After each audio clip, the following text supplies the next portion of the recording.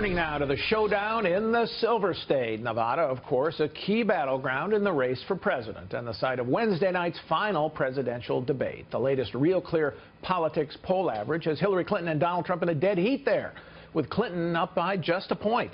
But Nevada also represents the GOP's best opportunity to pick up a Democratic-held Senate seat, with Republican Joe Heck and Democrat Catherine Cortez Masto virtually tied in the race to replace retiring Senate Minority Leader Harry Reid. Wall Street Journal editorial page writer Kate Batchelder is in Reno with the latest. Welcome, Kate.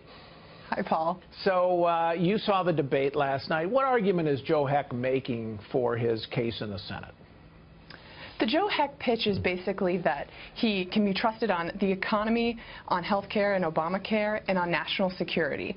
The reason for this is his pitch is that he is a small business owner, a medical doctor, and an Army reservist.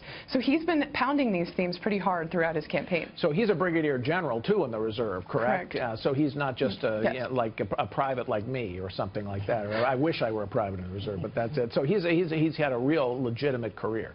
What is Cortez Masto saying in response?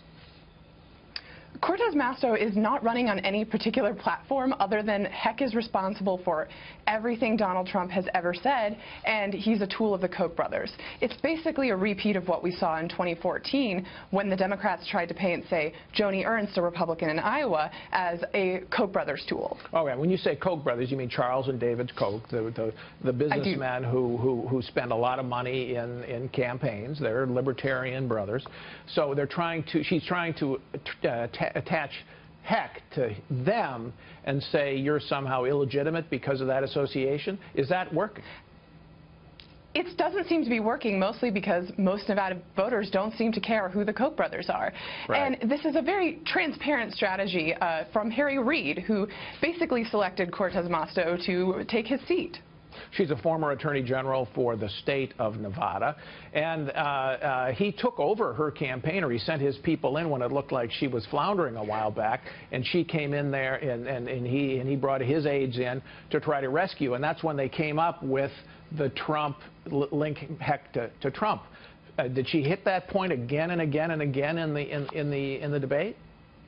Yes, she did. So she tried to say that Heck still supports Trump, and Heck quipped back, "I don't think my opponent has been watching the news the past week."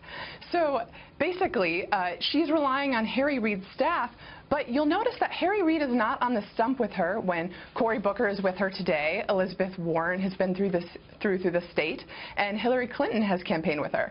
I suspect that's because Harry Reid is not that popular with a lot of Nevada voters and is underwater favorability-wise and is a polarizing figure here. Yeah, he almost lost in his last re-election bid 6 years ago, so that's not necessarily the best endorsement. Now, Heck last week said that he was no longer endorsing Donald Trump. How is that playing for him? Because is that creating any rift within the Republican Party out there?